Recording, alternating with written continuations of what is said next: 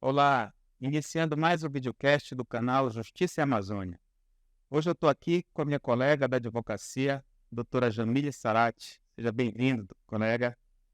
Estamos aqui hoje para falar a respeito de um tema, Jamile, que eu reputo da maior relevância para a nossa região nos tempos atuais.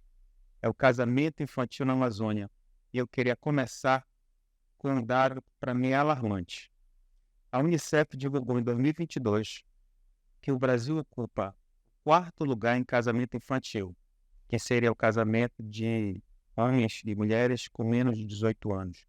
Eu queria te ouvir um pouco a respeito disso, ouvir da tua experiência e como você, como advogada militante no direito de família, tem abordado esse assunto. Explica para a gente um pouco o que é esse casamento infantil e que repercussões socialmente isso tem gerado, particularmente aqui na Amazônia. Perfeito. Primeiramente, queria saudar a todos que estão nos vendo e a você agradecer, Sávio, pelo convite. É sempre muito bom estar na tua companhia. Já tivemos outras oportunidades, né, de estarmos ali trocando ideias. E achei muito legal a ideia do Justiça e Amazônia, do Justiça e Amazônia, porque acaba trazendo uma discussão regionalizada, né, para o nosso estado, que é tão grande, do tamanho continental, e por ele ser tão grande, ele tem demandas que são específicas, que não são iguais aos outros estados. E uma delas são as famílias. As organizações, né, familiares aqui no nosso estado, ela tem uma diferença um pouco, vamos dizer, perceptível dos demais estados, sobretudo do sul e do sudeste. Por quê?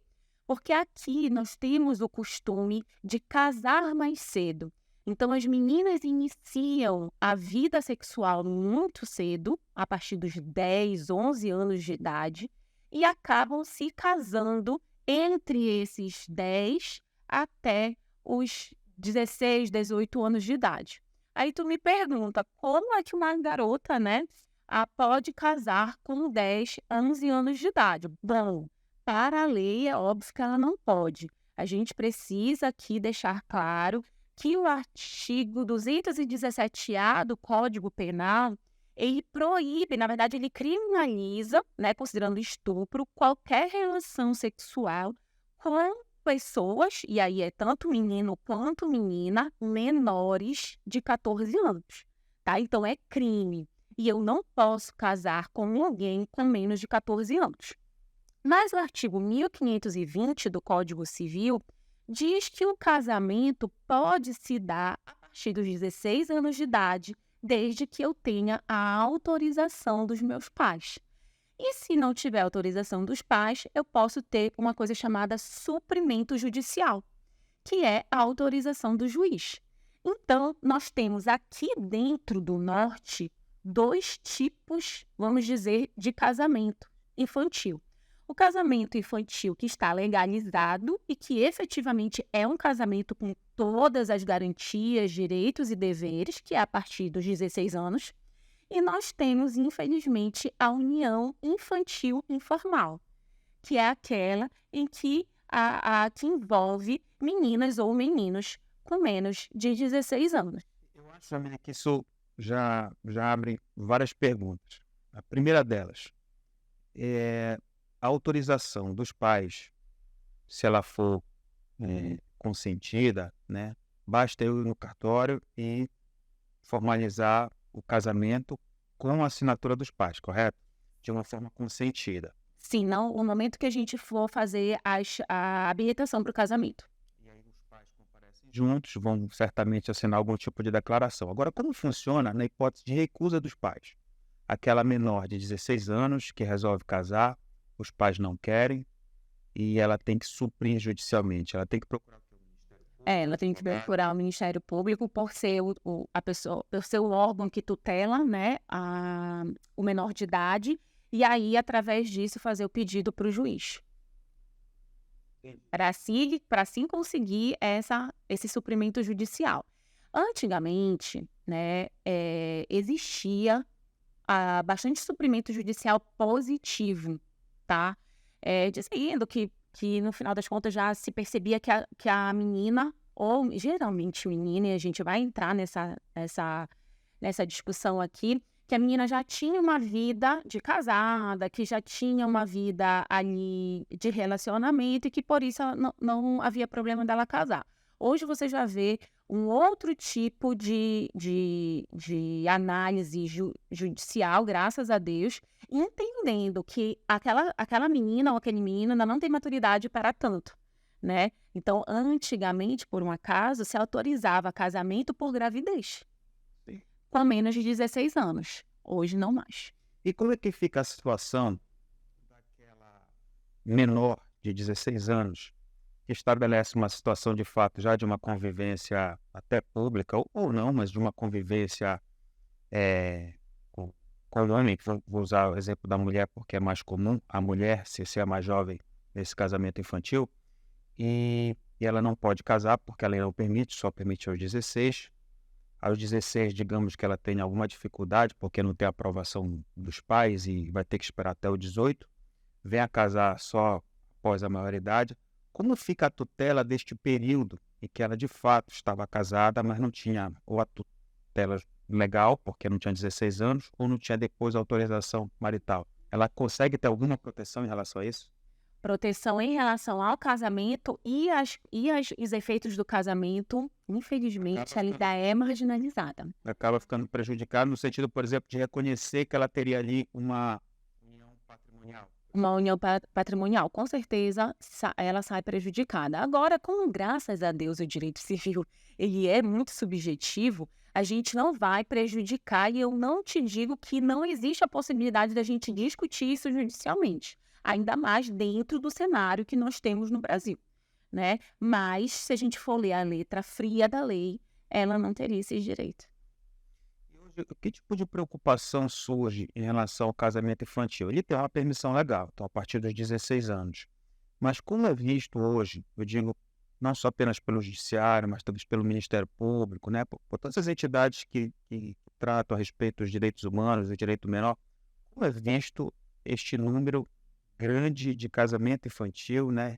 E também o fato de que, pelas estatísticas, é predominantemente a mulher, né? A menina que está casando cedo, geralmente com homens mais velhos. As instituições estão reagindo em relação a isso? Isso está dificultando, por exemplo, as autorizações, essa supressão da autorização dos pais?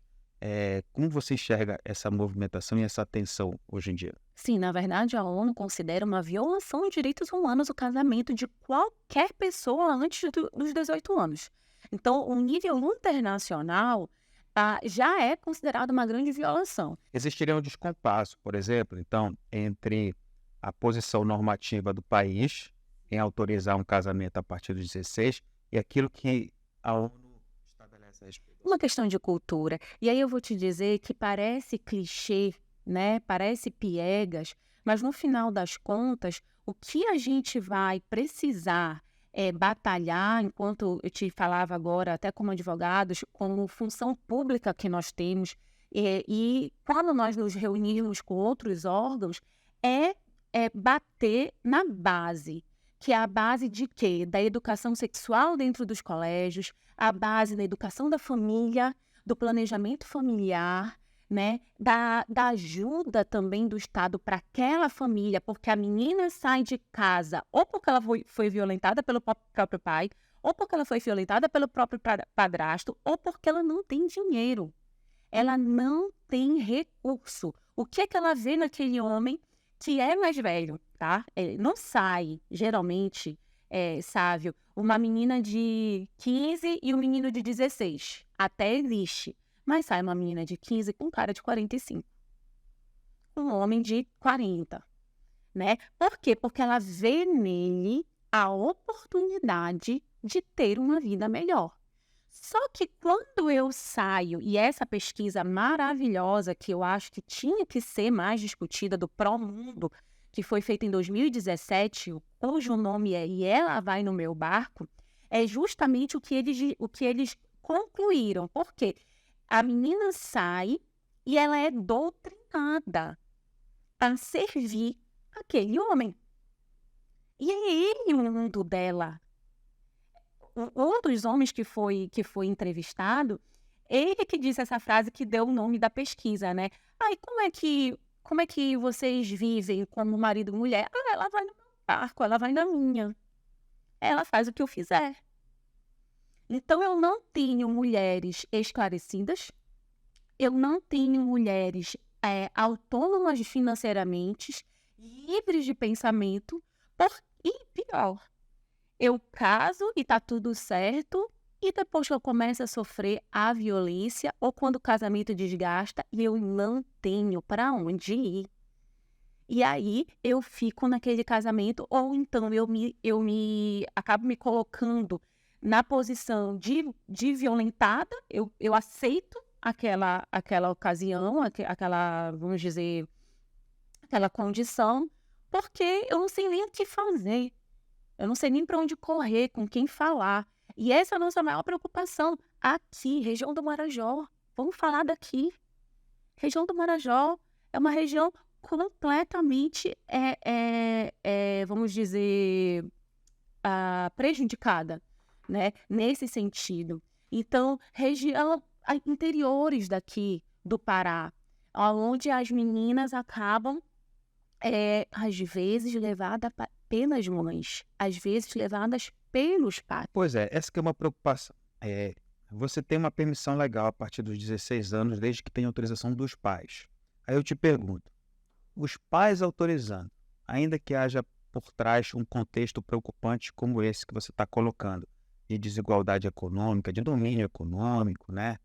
De algum interesse que não seja a própria vontade daquela menor, havendo essa autorização dos pais, tem alguma forma de impedir? O Ministério Público poderia agir ou a autorização dos pais por si só não tem remédio contra ela?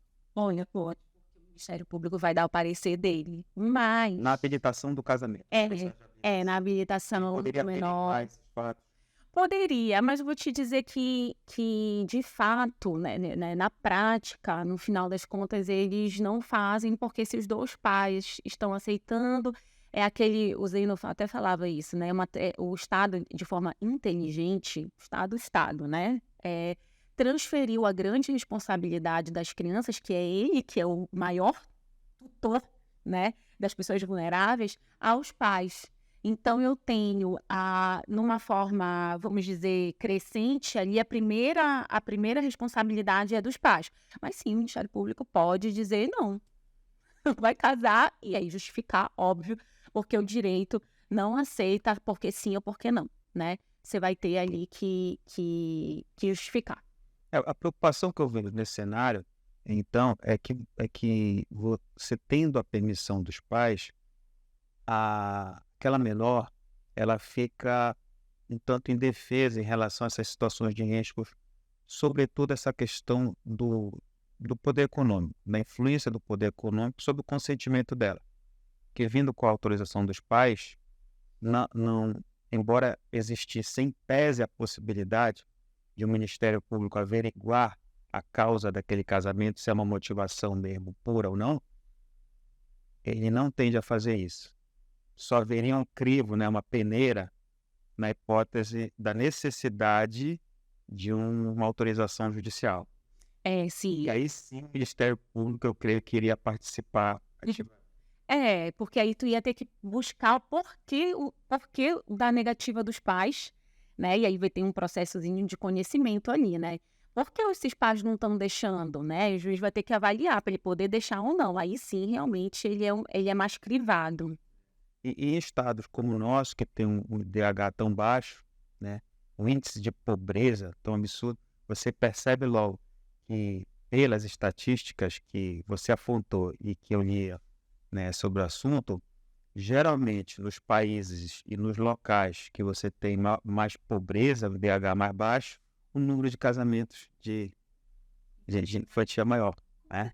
Então, isso aponta, a meu ver, assim, a necessidade das instituições nestes locais, elas terem um olhar diferente para esse tipo de realidade. Tudo aí, né, Jamile, o mais importante é você conseguir identificar uma vontade pura, não é isso?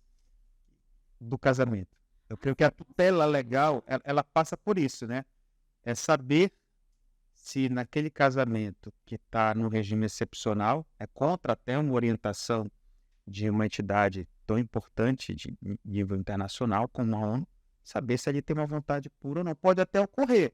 A gente sabe que tem casos em que uma menor de 16 anos, né, pode casar com um menor também, ou até com uma pessoa maior, de forma pura, correta.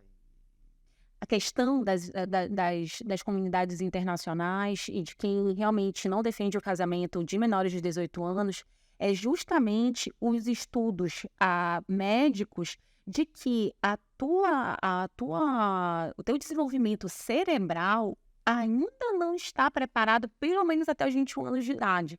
Então, a discussão é, será que essa pessoa, essa menina ou esse menino, tem realmente maturidade para saber o que é casamento? Aí eu te pergunto, depois que tu casaste, teu primeiro ano de casamento, porque tende a ser esse primeiro ano de casamento, a gente realmente descobre o que é um casamento. Dentro da minha página na internet, eu gosto de dizer uma frase que o Zeno sempre falava.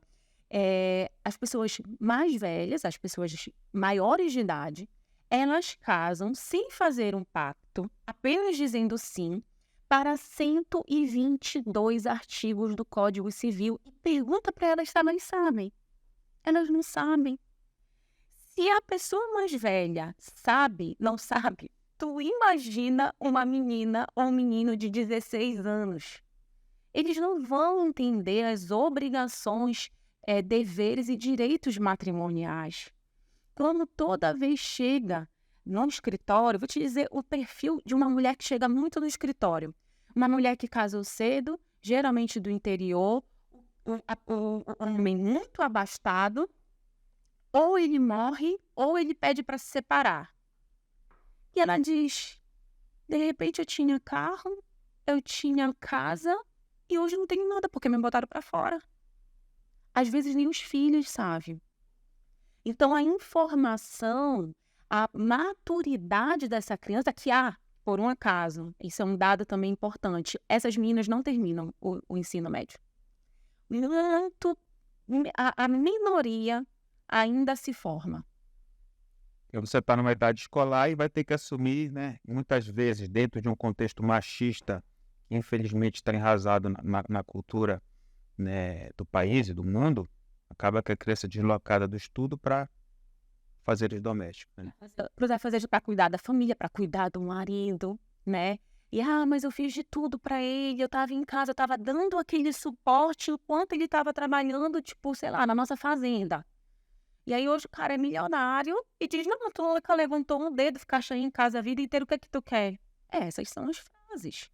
Eu recordo também, assim, historicamente, Jamile, que essa questão da idade mínima para casar, ela evoluiu ao longo do tempo, correto? Porque, na realidade, a gente tinha um cenário ainda mais preocupante no passado, né?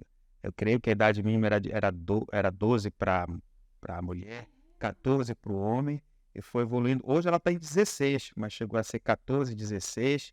Hoje centralizou em 16 anos e ainda se encontra a orientação da ONU.